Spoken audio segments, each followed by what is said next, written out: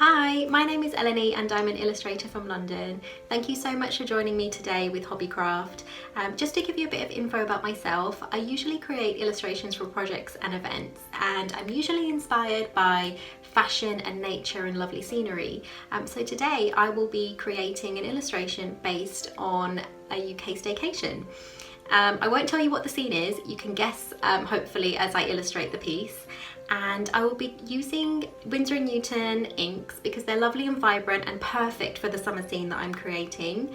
And these are the products that I'm using.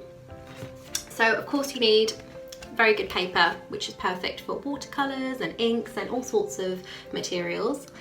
And this is cold pressed and 300 GSM. And I'm using Winsor Newton inks. A few different shades, but I will link them below just in case you want to recreate the same scene as me, and various sized paintbrushes as well.